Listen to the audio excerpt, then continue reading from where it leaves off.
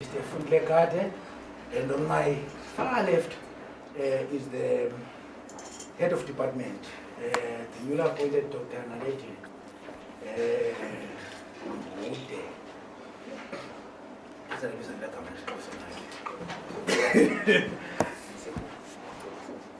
Oh, okay. Lena, okay.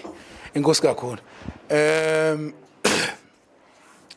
Colleagues, we are going to allow the MEC to take us through his briefing, and then the head of department will come through when we are dealing with the questions and answers, because they are working in tandem.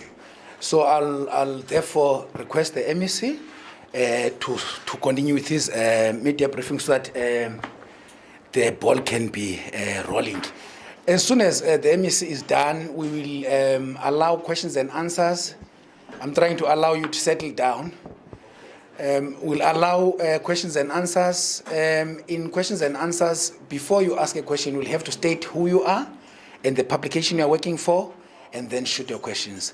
Thank you very much. Mr. MEC, over to you, sir. Let me first thank you, Program Director, Mr. Mtima, and thanks the members of the media, and profusely apologize for a late starting. We have got 2-in-1 JJ today. We have got a discussion that is unfolding in another platform, which we believe is a bit critical for the landscape in education, not just for the country, but also for the African continent. Whether are we able to make a clarification in terms of the identity of the nation we seek to build. And I'm therefore saying we happen to be a bit later with few minutes on the basis of that, and I would want to profusely apologize to the media houses and not take you for granted because we happen to be engaged elsewhere. But I think you are as well invited on that discussion, which is unfolding at that particular level, so that you can understand us, where we are coming from, and why, as a province, we have a serious question that we must put before the nation in the context of the decolonization of the education system that we have, and the relationship that of education that we have with the socio-economic challenges that we have in the dispensation that we have. But it's another discussion for another platform that upwards there.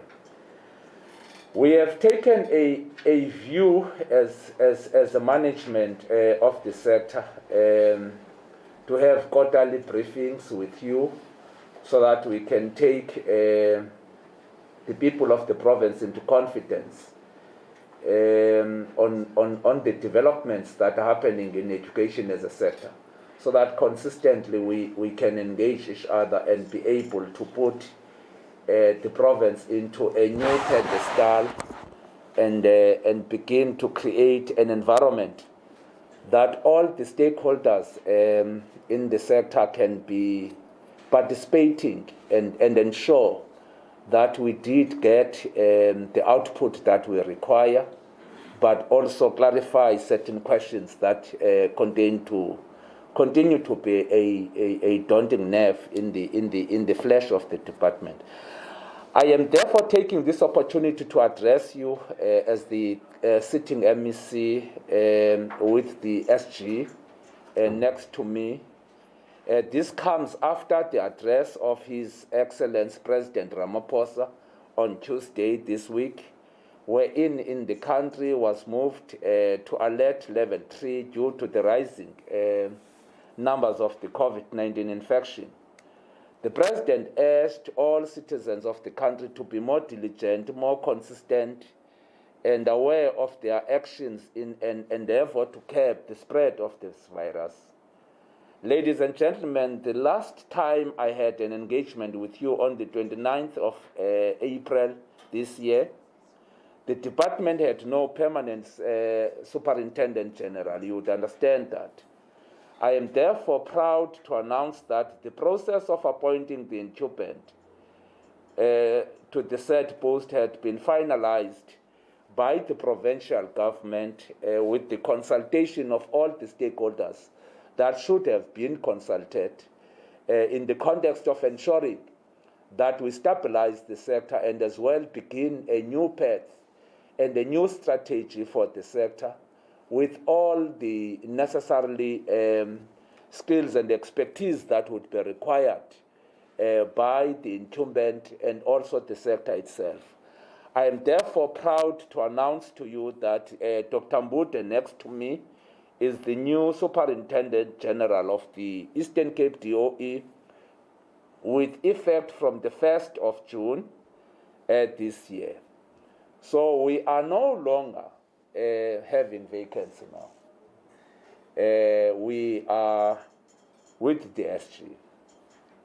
And if my memory serves me well, Tima, Program Director, she should be the second one, if I'm not mistaken, as a women SG in the department. A permanent one. But the first permanent one. The second one, yes. And that must tell you how patriarchy has been embedded in the sector. But it's another discussion for another day, SG. Because I have a sense that this is one department that is having a huge number of women cadreship, but very less on top management. Very many, but few on top management. Also in the middle management for that matter. So I'm saying it's a discussion for another day. But I'm just saying, as we introduce you, that's a male-dominant kind of an environment. But because she brings a lot of expertise that are required by the department and a rightful place of producing good results and in line with the brand of the Home of the Legends. So I'm just raising that question so that we can understand that we can't be a Home of the Legends with such kind of inefficiencies. As part of the DNA of this department, there are critical questions that we must answer and answer them not tomorrow but now. How do we deal with the issue that I've just raised, the issue of the patriarchy within the sector? And how do you deal with the issue of the upward mobility of the young people and the female ones within the hierarchy of authority in the department? So I'm then saying that's the task, unfortunately, Jolingomo, that you would have to carry. It may be unpalatable to some, but that's a fact. We are a non-racial, non-sexist society. And that's the compass that should guide us. So we are a non-racial, non-sexist, multilingual, multi-religious society. And therefore, education as a sector must be able to locate itself within that compass. And if we agree on that one, so there must be no question why I'm saying some certain interventions will have to be made in dealing with some of these questions. Ladies and gentlemen, it is important as well for the department to continue to assess its own plans, strategies towards the implementation of its own core business, which is curriculum delivery for all grades. You will recall that the Department of Basic Education has put in place a 3-year recovery strategy in 2020 to ensure that no further time of teaching and learning is lost. As a province, we had to emulate this to suit our own situational requirements in ensuring that the lost learning and teaching time is recovered and gradually recover learning losses as well. In 2020, the department developed its own improvement plan in the province to ensure that the teaching and learning takes place anywhere, anytime, with 3 driving pillars: the teacher support, the learner support, and resourcing. Furthermore, a risk adjustment curriculum plan was developed to ensure that the learners continue to engage with the curriculum on a continuous basis to limit the extent of learning losses which arises due to school closures. The department conducted an analysis of the first term grade 12 results in all learning areas with an aim of assessing the impact to which the lost teaching and learning time has had in the performance of our learners. The analysis indicates that there is a decline of 1.6 from the term 1 of 2020 provincially. And I think this is one area that I think we'll have to sit down, all of us, because remember, the entire system last year is a system that has been compounded by adjustments in the entire country. And therefore, the current cohort of learners of grade 1 or grade R to grade 11 of last year are a product of adjustments. And therefore, there is a possibility of a content gap to the current cohort of grade 12s that we have. So hence some of the interventions that we'll be talking about today. This is attributed to the loss of the tuition time in grade 11 of grade 12 due to COVID-19 that I've already alluded on. However, all languages, like the home language, the FAL, including the South African Sign Languages, the technical subjects, information technology, maritime economics, natural sciences and arts subjects continue to perform consistently amidst the challenge that we have.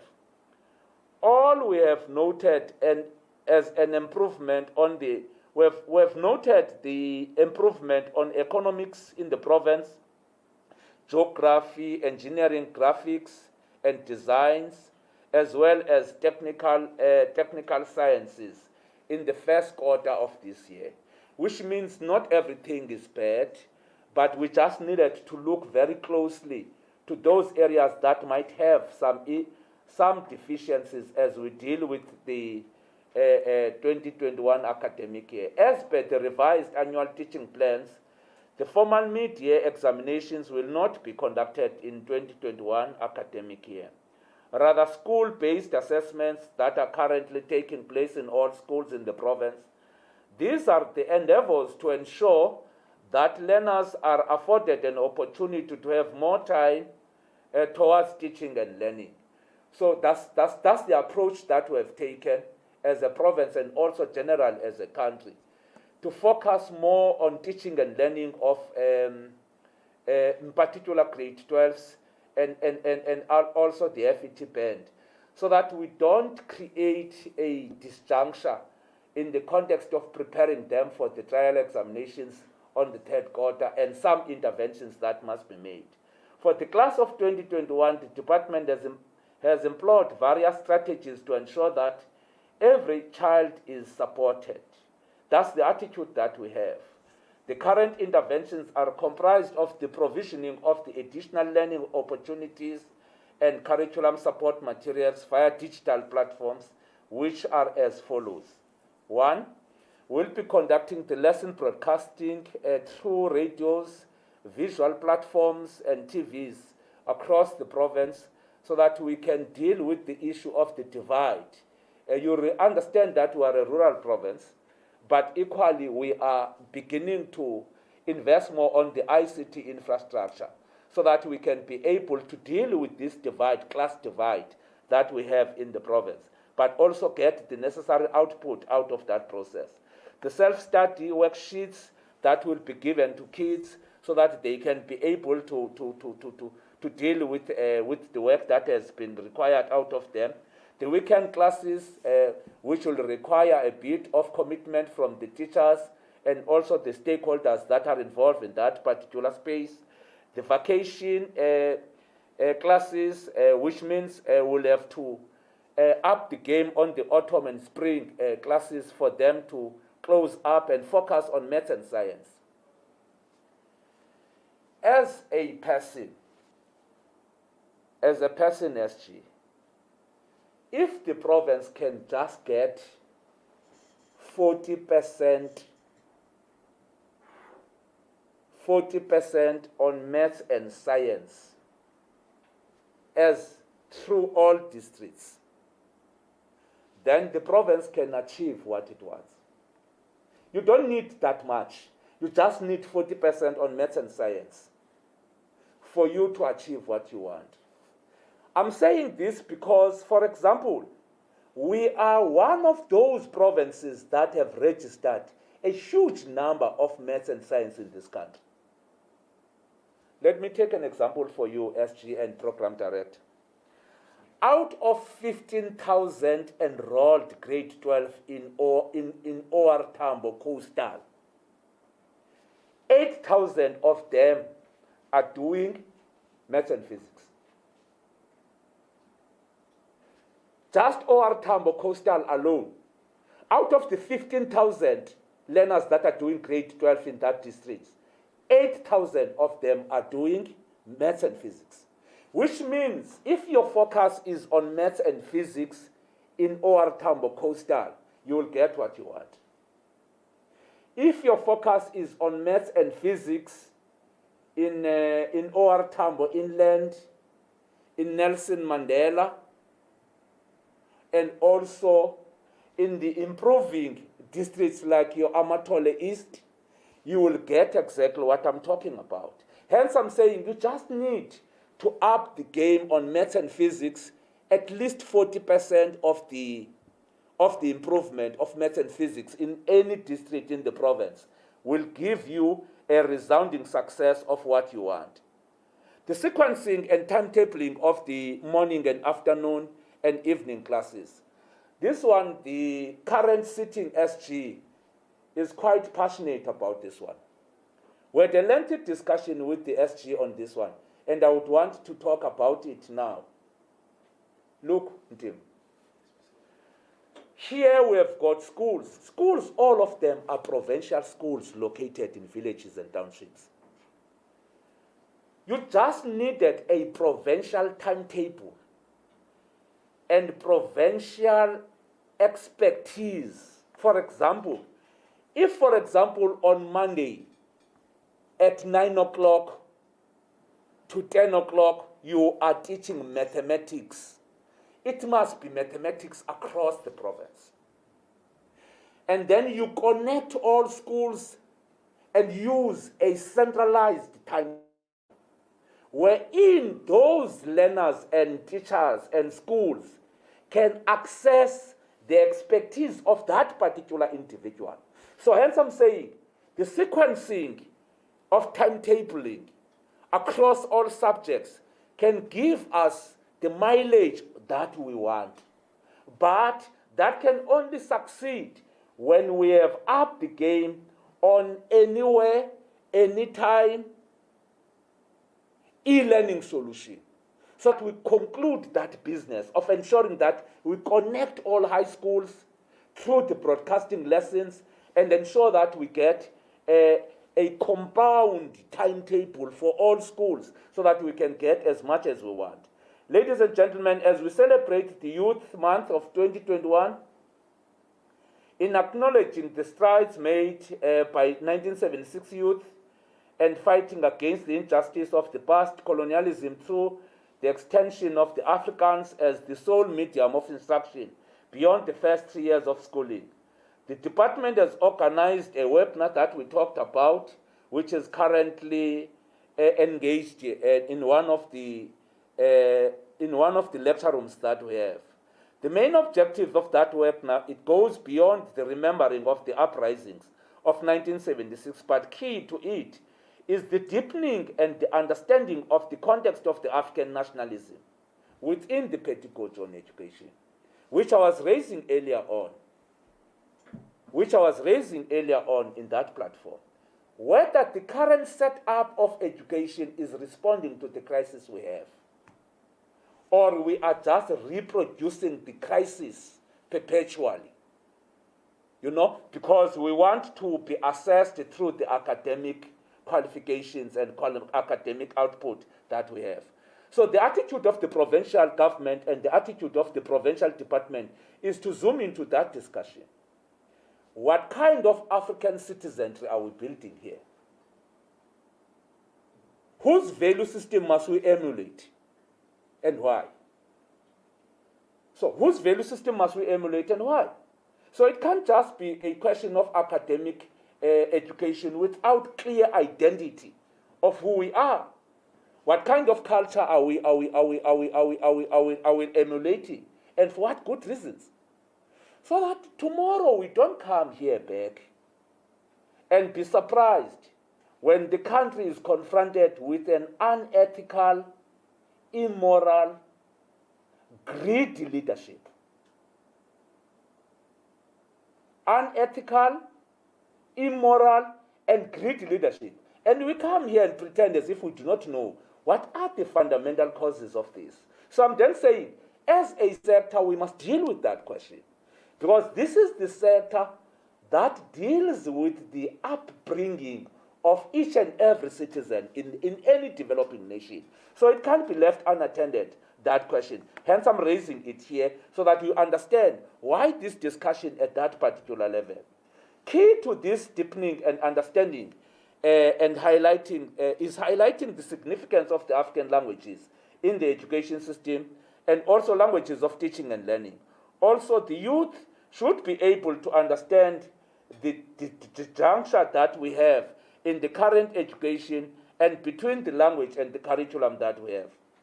The department is taking this matter seriously, hence the establishment of the language unit in 2010 and also the mandate of driving the language transformation in the province. We are, in this province, has managed to cover a lot of ground, and this area has made us to have secured the language academy as a province. We've been raising this for quite a lot.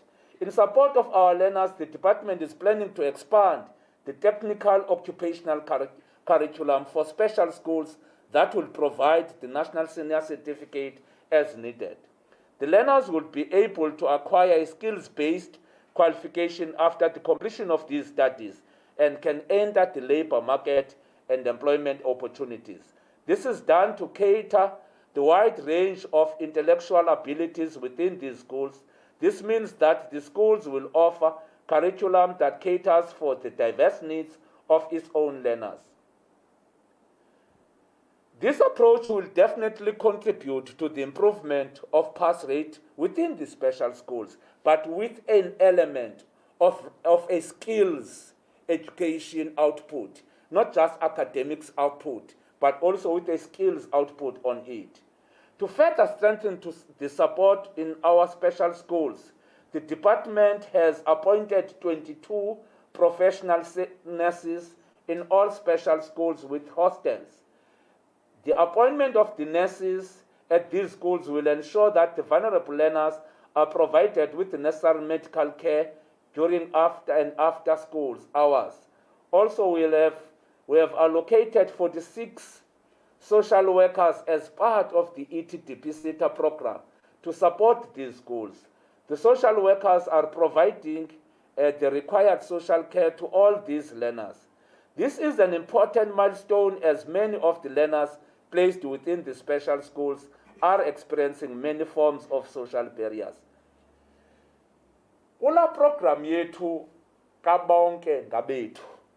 We must then institutionalize some of these programs so that we can be able not just to give them an opportunity to learn, but equally ask ourselves what kind of learning is this.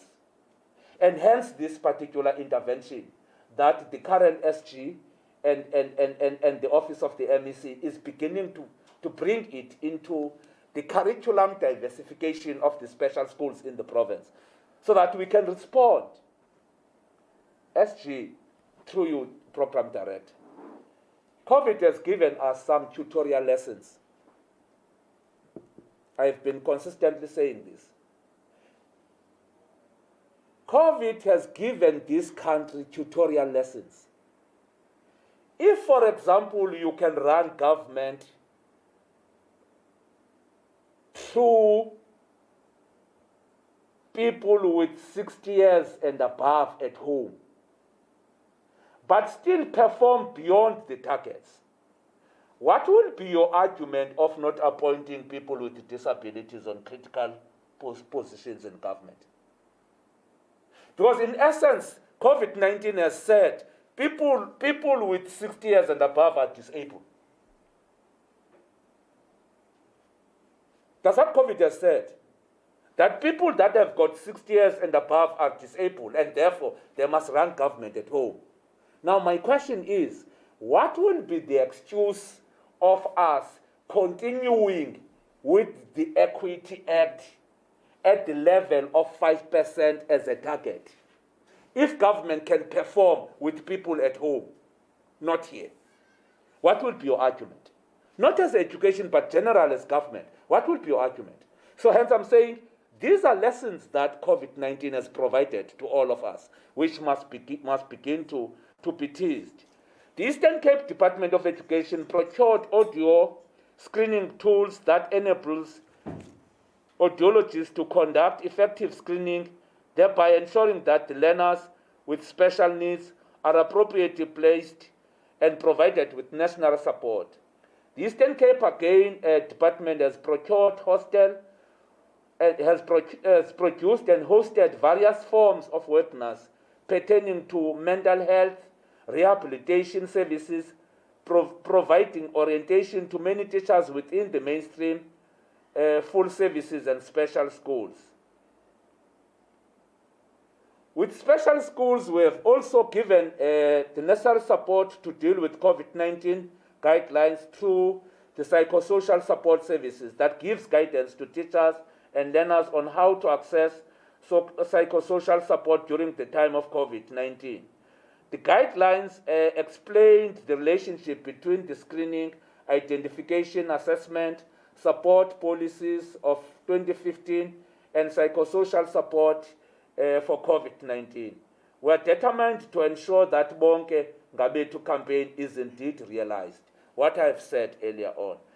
However, let me hasten to raise concerns on the abuse of the learners that is taking place in our schools and also in the country in general, both in the public ordinary schools and as also in the special schools. This is a worrisome, as it contributes to the bleak future of our kids in general.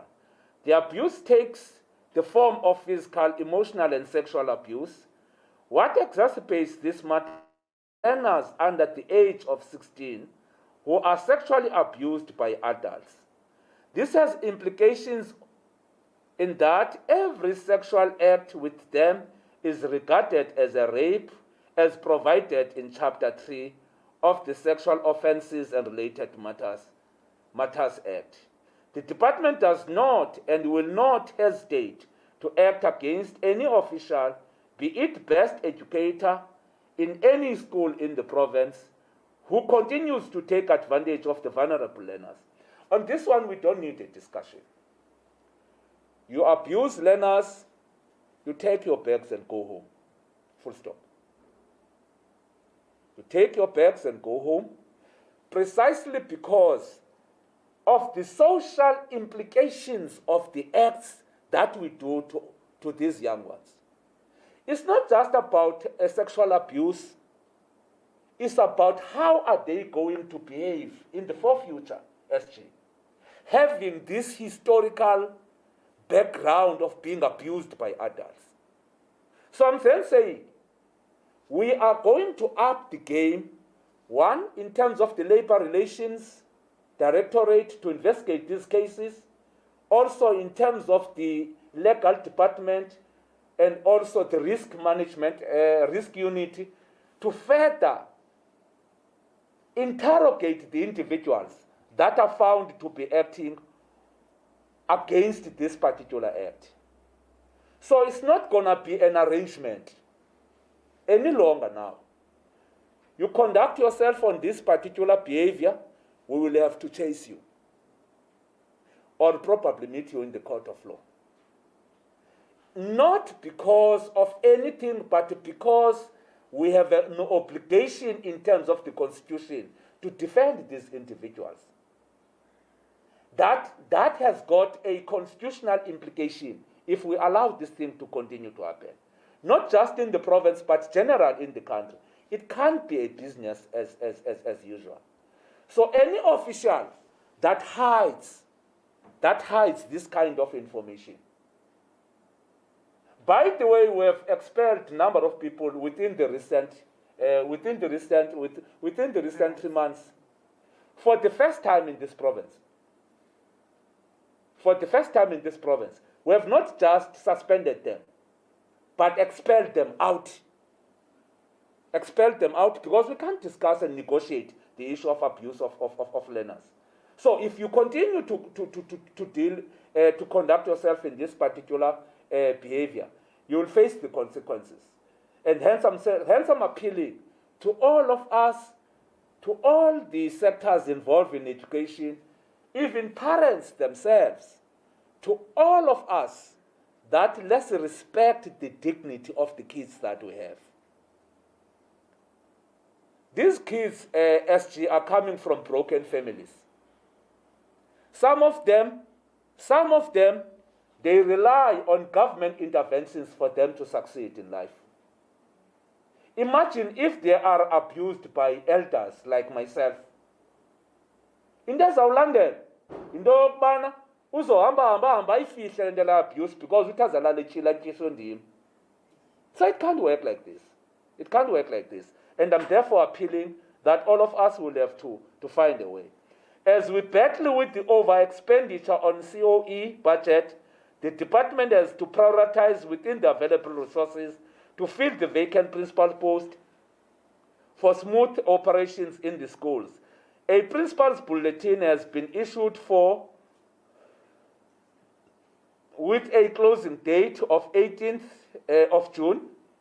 We anticipate that these posts will be filled by the 31st of August, and the appointment of incumbents will be on the 1st of September, as per the management plan.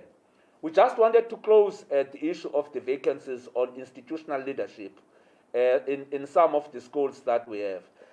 As the country battles with COVID-19, the department is collaborating with the Department of Health on vaccination program. It is estimated that 72,000 staff within the Department of the Eastern Cape must be vaccinated. In fact, I am inviting you. By 10 o'clock, we'll be vaccinating in Bisho Hospital at 10 o'clock tomorrow. Myself and the SG.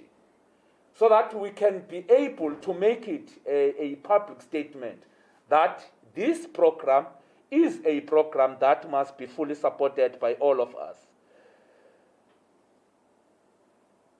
On Monday, on the 14th, 2021, an engagement was held between the DBA and the National Department of Health, including the provincial offices, on the rollout plan at COVID-19 as Eastern Cape COVID-19 vaccination and the vaccination committee and the provincial and district levels. The department has finalized the process of identifying mass vaccination sites in all the 12 districts that we have. The stakeholders have been engaged on the use of the public schools as vaccination centers to ensure that all concerns about the safety of our learners and educators in our schools are considered. Once all educators have been vaccinated, the plan will be to consider learners, but only the 4.5 million adults have been vaccinated. So in essence, we'll consider the learners. Ladies and gentlemen, the Eastern Cape values the contribution that all stakeholders contribute to the education programs. This then do knock sense in our minds as we implement the programs within the sector to benefit to all learners. And you may agree with me when I'm saying these times is not a nice exercise on our own side. However, we will welcome all the robust engagements that come on our own way, giving positive criticisms and strengthening the support and the process of building an independent profile of the Department of Education in this particular province. One of the strategies on the stakeholder engagement is to employ, which is going to be employed by the department, is that of establishment of education structures. One of those is the District Education Forum, which is found across all districts. These structures play a vital role in ensuring that they administer in a conducive environment at a district level. Further to that is the establishment of the DEF structures across all the department with an aim of ensuring that we realize the objective of education as a societal matter. To strengthen these structures, we are required from time to time to capacitate them and give them the roles and responsibilities to participate on policy evolution of the sector. As we are electing these new STPs by March 2021, the term of office of the DEFs has to be revised to be within the line of term of office of the STPs. We are now busy inducting those new structures, honorable members and people of the Eastern Cape.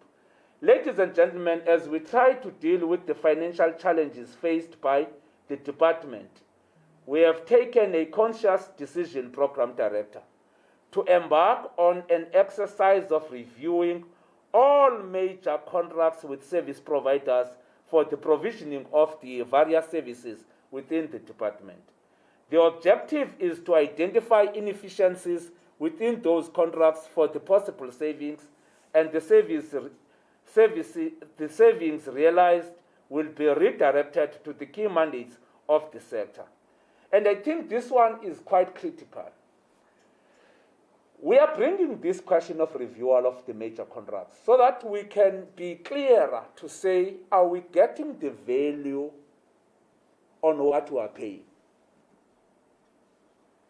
By the way, do we need this service moving forward that we are rendering? Do we need this service that we are rendering, by the way, moving forward? By the way, are we paying what we're supposed to be paying in the first place? In the first place, are we paying what we're supposed to be paying? Thirdly, to what extent are we building an independent government institution without an external influence?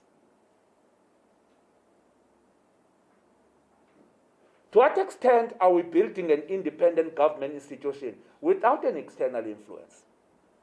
Kutheni le nto sixelelwa nguwe into yokuba sifanele uba sikhuphe orders? Ungubani wena? Where are you coming from? Kutheni sideterminelwa nguwe into yokuba sifanele uba ngosikhuphe orders? At whose interest are we issuing orders?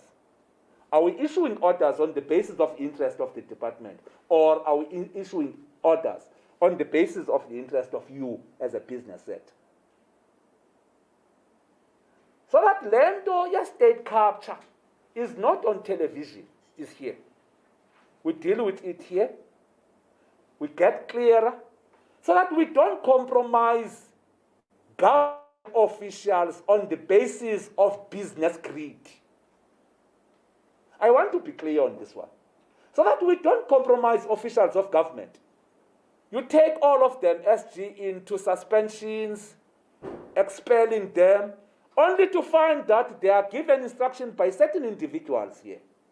And I'm then saying, it's either me or you if you do that. Because we're not going to expel officials of this government on the basis of people influencing the processes of government. That is going to stop as I'm speaking. That is going to stop as I'm speaking, and it's not negotiable. You can convene as much platforms of business as you want. You're not going to do that here. We are going to determine what we want. We are going to see whether it adds value to what we want. And we're going to make diligent, conscious decision on the public purse that we are managing. So I'm then saying, this issue of reviewal of major contracts, unfortunately might lead to forensic investigations. Watch that space. It might lead to forensic investigations because we are not going to run government here based on a paper budget, only to find that this government, by the way, does not have money. It's just a paper budget. We're not going to do that. So hence it is critical that all major contracts that takes huge sums of money in this department must undergo a review so that the leadership that we are is certain about the public purse and its own implications in terms of the plans that have been put in place. So it can't be a question of just paying on the basis that we have got a contract with you. Yes, we have got a contract with you, Tim, but have you delivered what you are supposed to be delivering? Can you take this SG and myself to those assets that you claim you have delivered them so that I can see them? So I'm saying it's quite going to be a business that is overwhelming, that needed a bit of engineering from all of us. I would want to lastly say we are as well going to engage on the restructuring of the sector. In the context of gazetting, about 1,142 schools that must be either realigned or closed in the province. The reason is, once you have got more than 1,800 unviable small schools, forget about the quality output. Those grade 12s are a product of these dysfunctional schools. If you have got dysfunctional schools, how are you going to get output that is qualitatively in the province and as well in the country? Consolidate, restructure the schooling system in the province, have got fewer but bigger schools so that your resources are focused. You don't have schools that have got 78 learners. Where are you going to get teachers for a school that have got 78 learners? In the current policies that we have, you're not going to get them.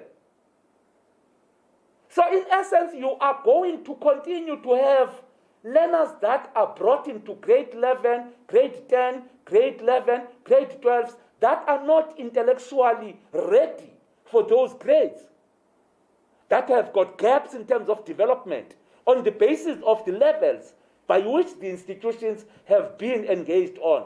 So it's not a question of closing schools, but it's a question of restructuring them so that we can be able to get the necessarily required output that we would want. So I'm then saying we are putting on the table alignment, rationalization, measure of these 1,142 schools so that we can be able to say what then can be the best methodology of ensuring that we respond to the quality teaching and learning that is a constitutional obligation to us. It's not a choice, nor an option. It's a constitutional obligation that we must give quality teaching and learning here. So we can't have dysfunctional schools in the system. We must phase them out and be able to respond to some of the critical questions that are at play.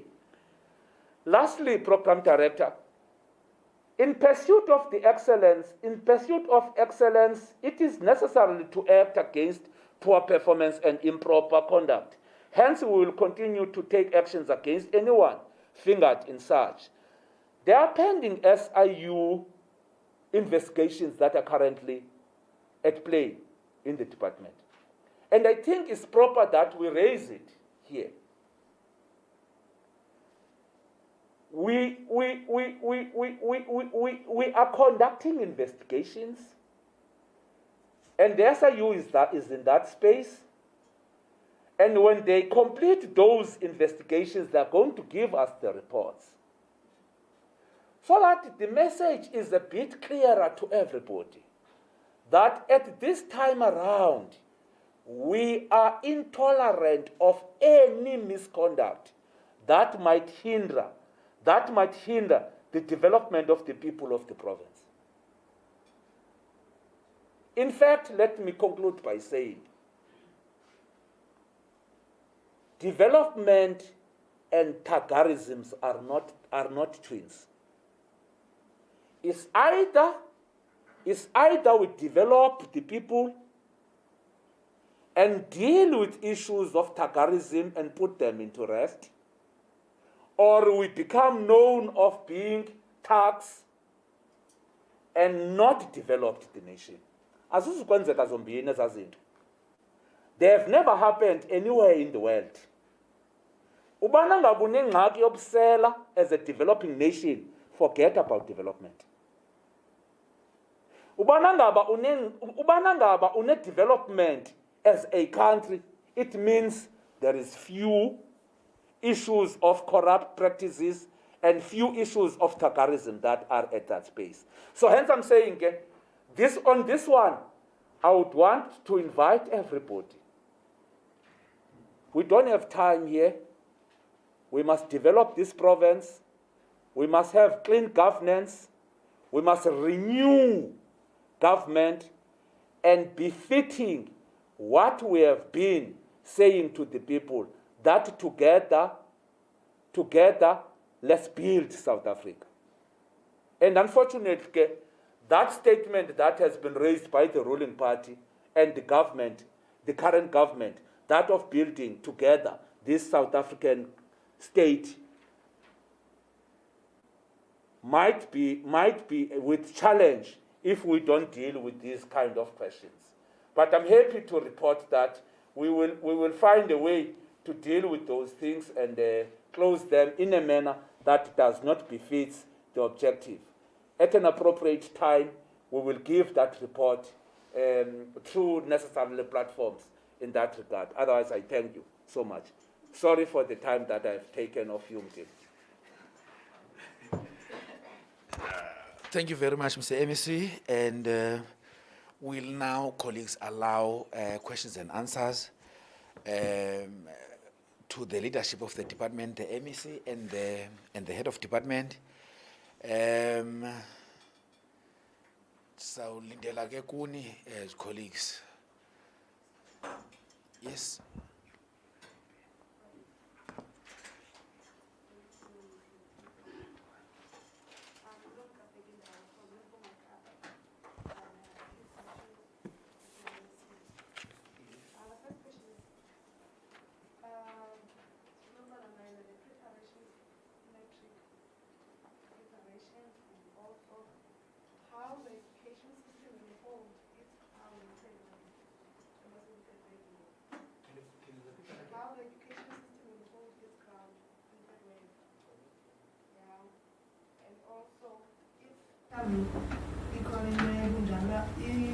We have students that prepare out from the first out.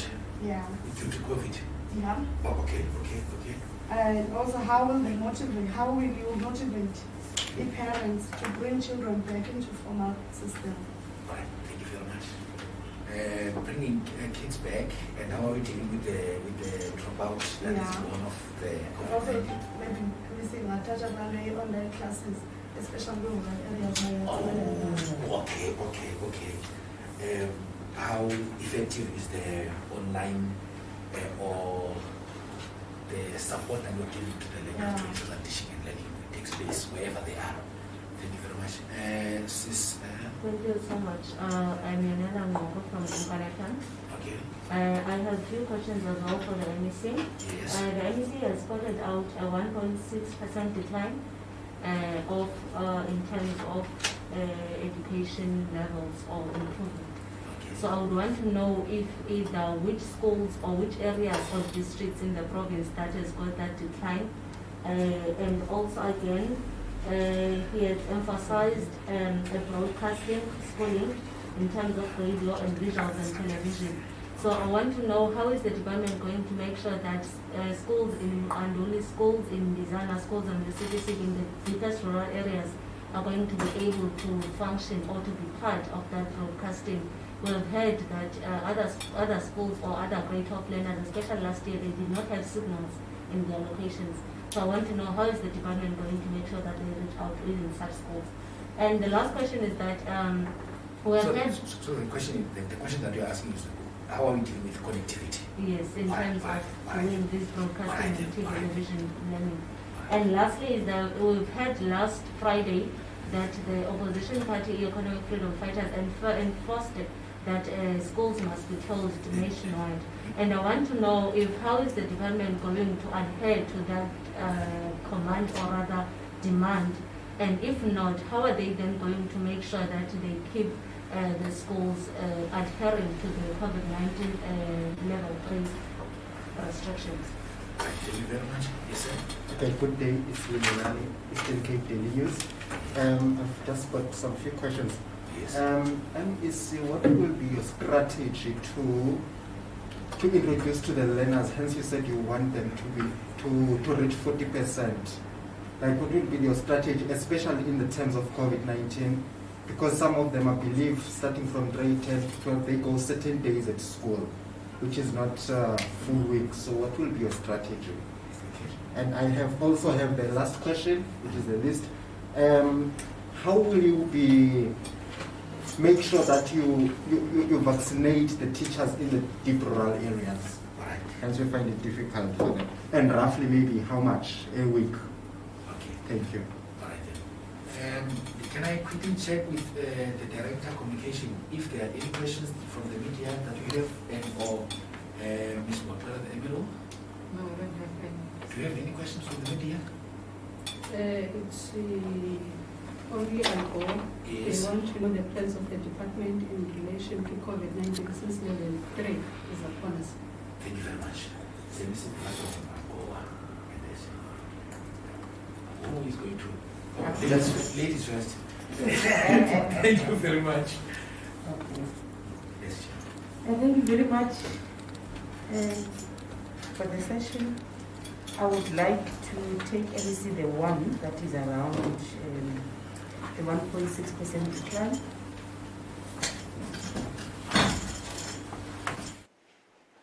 The fact that we did not have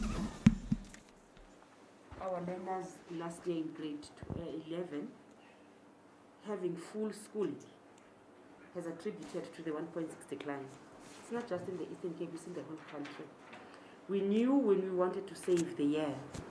This is exactly tying up to the point that you were asking Yonela about the EFF saying we must close schools.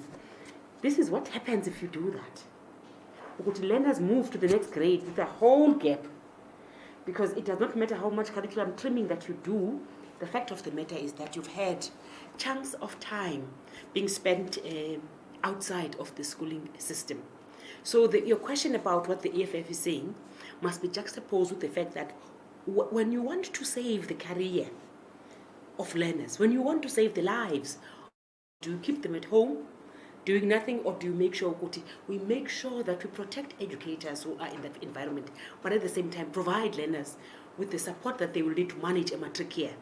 We are now sitting with grade 11s because of the timetabling of rotation last year, who have now experienced a 1.6 decline because most of the time in the previous year was spent with them sitting at home. So if you want to have youth that are recycled with illiteracy gaps, you close, because COVID is not going anywhere. So you either decide that we want our learners to sit at home and drop out, as you were referring to the issue of dropouts, or you want to keep them at school. And even if they are not at school because of whether we have declined in terms of the alert levels, the strategy of ensuring that even wherever they are, you can teach and provide education where they are, whether it's remotely or in school. But the major thing is making sure that the gaps that have been made last year by them being in grade 11 and not attending school, you fill them this year with keeping them in school. So I'm hoping that it answers that one. The issue of connectivity in the province is an issue that the Department of Education does not provide. The CETA is the State Information Agency is responsible for ensuring connectivity across the country. We don't provide connectivity. So this has been a problem in terms of the rollout and the digital divide that MEC was talking to earlier on about our rural areas, particularly around the area of Jogabi, which is a big problem for the whole province.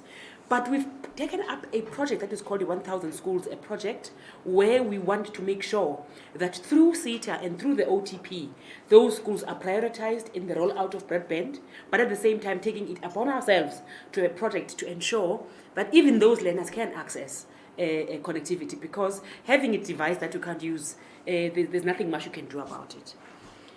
And I think the last MEC is about in Ulindelani, how do we reach the 40% mark? The strategy to ensure, MEC was referring earlier on to the issue of a provincial timetable. Because the province has more schools that are small, the unviability of having a small school is where the teachers who are good in mathematics are usually found in big schools. So if you use those teachers, because they have expertise in a provincial timetable, it does not matter where the learner is, whether they are in a small or a rural school or an urban school, a provincial timetable reduces the amount of disadvantage that learners in small schools have. Because as an interactive smart board ensures that even that child who is sitting in Mkandule, as you were referring earlier on, has access to this teacher. Does not matter whether they are in a good school or in a rural school or in a small school, because the provincial timetable allows them that opportunity, so that at least we know how much they have covered.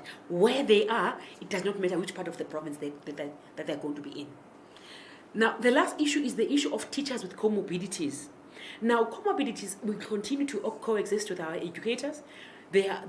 We know that the Eastern Cape is an average teachers who are beyond the ages of 50, and those are the more experienced educators. Now, with your third wave coming, with your exams coming, how do we maximize those educators who have full experience in teaching, particularly mathematics and science, and make sure that your learners will have a maximal benefit, even if those teachers must sit at home because they have applied to be exempted through a process that we are engaging in with employee wellness. And this is why that teacher will be maximally used if there's an interactive smart board, and for them to project the lessons, whether it's a telematic center, without them having to be in a situation or an environment of risk for their health. They can still teach wherever they are. So making sure that we maximize the use of our educators to push up the 40% that we are trying to do that with those educators who are experienced is going to make sure that we use them in the system, and also we make sure that while you are doing that, we don't put them at risk of contracting the virus and putting their lives at risk as well, but making sure at the same time that they reach a broader and a wider mass of learners using their skills that they are known and are good at. MEC, I'm not sure whether I've answered, or is there anything that you would want? Not thanks, Program Director. Thanks, SG, for such eloquence in dealing with the strategic question. I think it's just one question that is left for me, just to, in fact, not necessarily left, but to expand more on it. Look, the issue of the dropouts of learners is a global crisis. It's a global crisis, and it has got more to do with the socio-economic divide that all developing nations are confronted with. It's not just about them coming into school, but also it's about whether government's interventions, programs, does respond to the very same class divide that we are talking about. We have already started a program as a Department of Education on the multi-disciplined task team at an intergovernmental program, so that we can be able to respond to the issues of dropouts in the system. Precisely because of what I'm saying now, because if you talk about education as a sector, a dropout rate, learners, is an offspring of a crisis you have across all sectors that you have at an economic level. So you needed a bit of a disciplined, multifaceted team that deals with it. Hence, I'm saying already we've already done with that. Last month we were in Port Elizabeth launching this program, the zero tolerance on dropout in schools. But you'd need social development in that space. You'd need Department of Health in that space. You'd need Department of Local Government and Traditional Affairs in that space.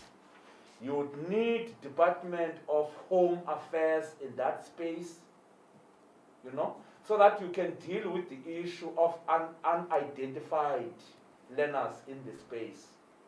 But lastly, you'd also need the Department of Dr. Da to a greater extent so that you can be able to stabilize some of the gray areas in that particular issue. I think I agree with you that there is a need of some innovation on that, because generally in the country you can see this. Let me just make an example for you as I close this issue. When kids join the system in grade R or grade 1, you'll find that in the country there are around 2 million, for example, right? But when they get out of the system in grade 12, they write examinations at around 600 or 700,000 plus in grade 12. Meaning that you have got more or close to 1 million of learners that the system has actually lost. Now, if you want to see that, go between the 1st and the 5th day of each month, you will see where this comes from. Again, if you want to see this crisis, go to post office on those queues, on this 350 grant system government has actually alluded into. You will see that these ones are the ones that the system has dropped them. When you look in terms of age, when you look in terms of their state of vulnerability, in terms of the socio-economic status of them, meaning that you run a risk of a welfarist state, a state whose citizenry are dependent on government interventions for them to survive. And that's risky. That's risky under the current economic meltdown that you have. Because if you have a crisis at an economic level in the global village, you can't have such a huge number of people for them to have their living. You risk it. So I'm then saying, lento ye drop out of learners. It's a matter that is a bit complex, of course, but needed a bit of innovation from our own side to deal with it, generally as government, not as an education, as a sector. And I think I'm comfortable with the presentation that has been made by SG. Thank you very much, Mr. MEC. Colleagues, is there any second round or any hands? For the second round? One last question. How are you planning to vaccinate the teachers in the deep rural areas? And roughly how much? Yours? Last one from me, the MEC has made an emphasis, especially when it comes to irregular expenditure and people that has to account for their misbehaving, if I may put it that way, in the department. I would want to know, and he has also emphasized that there are investigations that are underway. I want to know either maybe any people that are currently under investigation in the department in terms of personnel, or it's the entire department that is being reviewed by the SIU. Right. Lulu? Preparation for electric. Preparations for the... Oh.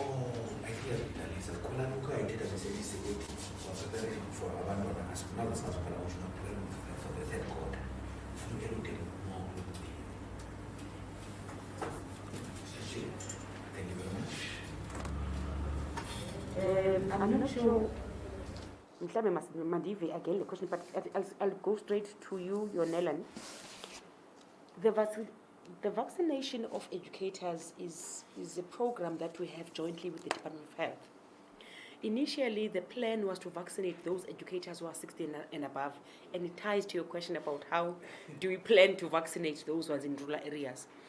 The reasons that schools are made to be vaccination sites is precisely because there are areas that do not have clinics. So it makes sense for educators where they go every day for that school to be used as a vaccination site. And remember, vaccination is not just about the Department of Health, it's about all of us, because COVID is everybody's problem. So the identification of which schools has been done by the Department of Health. Our part, through our circular, is to say, if that school has problems with infrastructure, whether it's sanitation, whether it's water, whether it's anything, space as well, because we do not want people to be vaccinated during schooling hours. Teaching and learning must be protected during that time.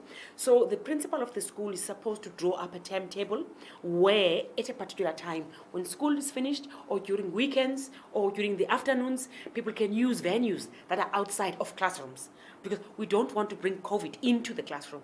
So those plans are outlined through the circular, and schools are identifying.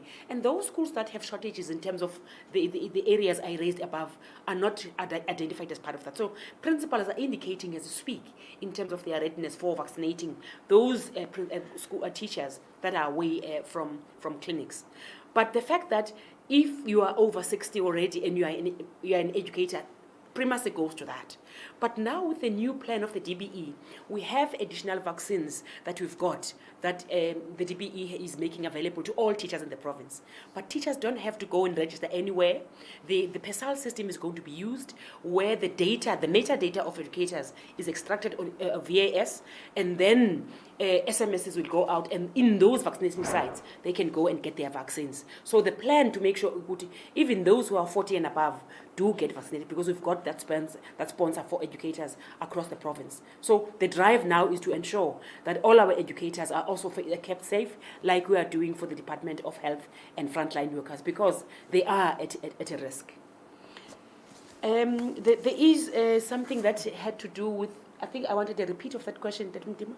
The last one, Lulu. Yes. Lulu, can I repeat it?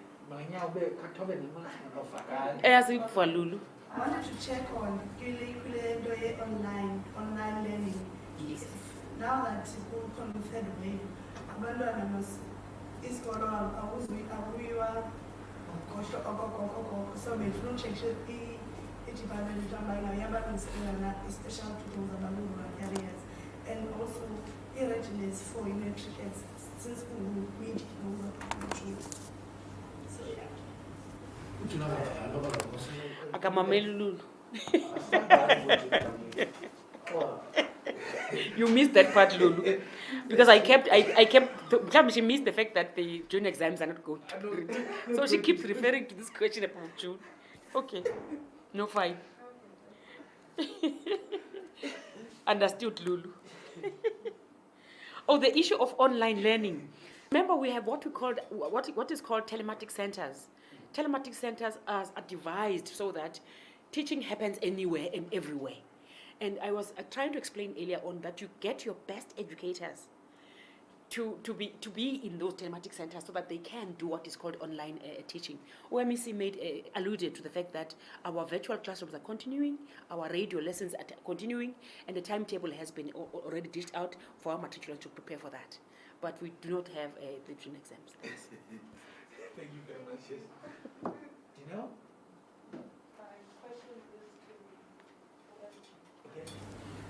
Morning, Doc. Previously, before you were SG, you had launched the Operation Batala project. SG, what I would like to know is that project still ongoing? If not, are you going to revive it, seeing that we have an influx of inquiries of staff members that have passed on and have not been paid their gratuities. Are you reviving that project, or is it still ongoing, or what's happening with those monies? Ubuzwa ngabantu bapha ngaphakathi edepartmentini yingxaki leyo. I'll just no, it's fine. It's okay. Operation Badala was a response to the dire need of our educators. I think one of the mistakes that we have done in the past is to concentrate on teaching and learning and not on corporate governance. And any system that hinges just on the fact that you are teaching, but you forget about the person who's teaching, who's doing the actual teaching. And this is what Operation Patala meant to address. Hence, I launched Operation Patala in August 2020. But the problem now with the fact that we have more problems is the fact that for a number of years, leave gratuities were not being paid at the department. And that in the system reflected that there was underspending on COE, on cost of employment. But it was the amount of money not paid. Now, when we started to pay, and when we started to make all those innovations and making sure people are paid, then there was a dip on COE. Because that money that the department always said in the past was underspent, it was actually money that was supposed to go to people.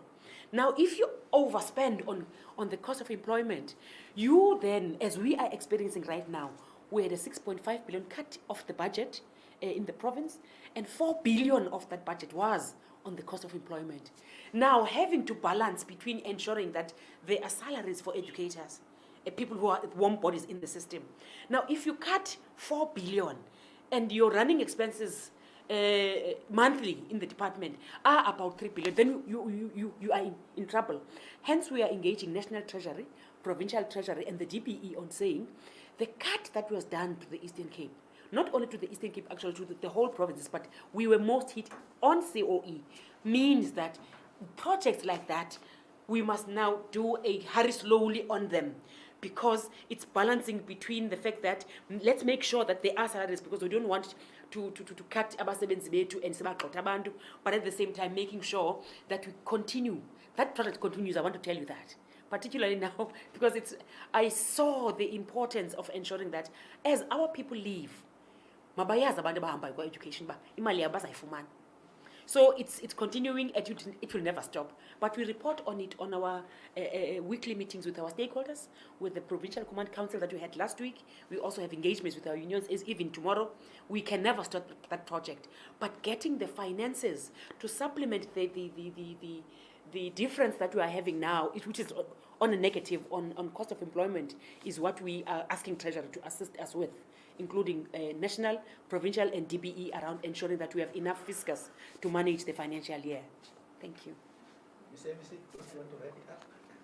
No, I would want to wrap it up by saying you have an issue about the reports of the SIU. We did receive, the SIU have finalized some of the reports, and they have handed over to us for us to institute disciplinary processes and further actions to some of the SMS members. I can confirm that with no qualms on that one. And we have already set up dates for those disciplinary processes now in June.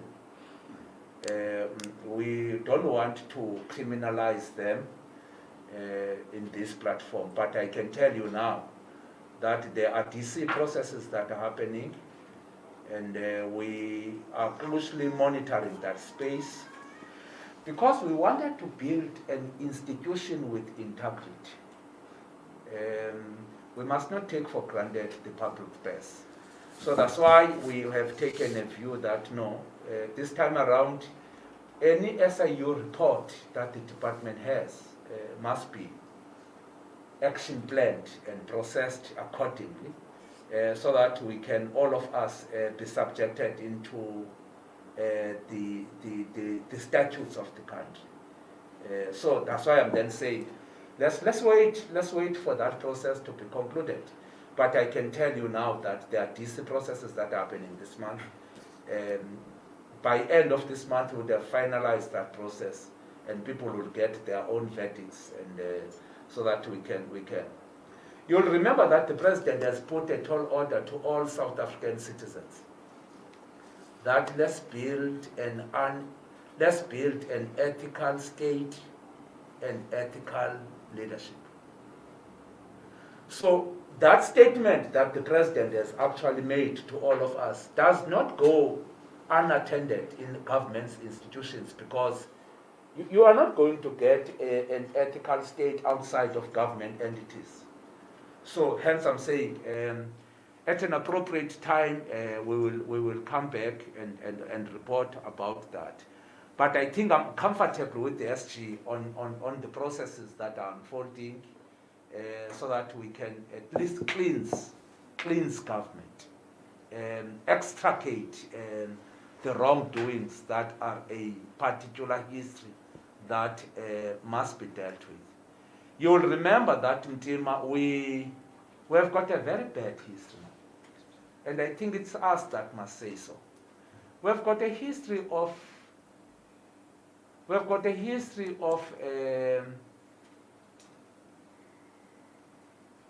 schools that are not existing in this province. Ghost schools. Ghost schools. Ghost learners. We've got a history of ghost learners here. We've got a history of ghost workers here. So that's why now the current leadership is saying, no, anything that has got to do with trying to deal with inefficiencies that are there must be concluded with speed.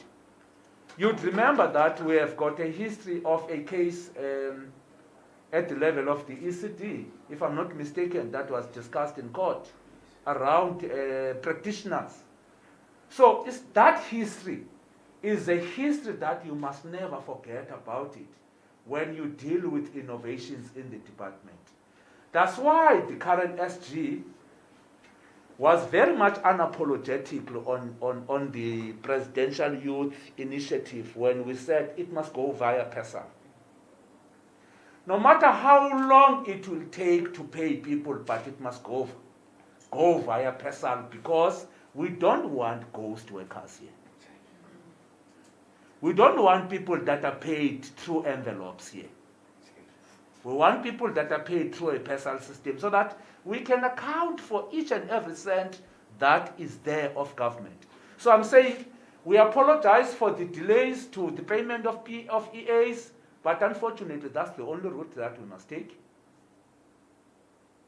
That's why we're verifying them, by the way. They must tell you the truth. That's why we're verifying them, by the way. Physical. Show your face there that you are an EA of that particular institution. And the verification process must be underway, so that we don't pay faceless people here. Thanks, please. Thank you very much. Colleagues, thank you very much. I know ufike emva mfana zakho, but sabomasa uthi namunyibeleza misemisi na OSG ningadini to. Because kakhulu. Thank you, colleagues. Thank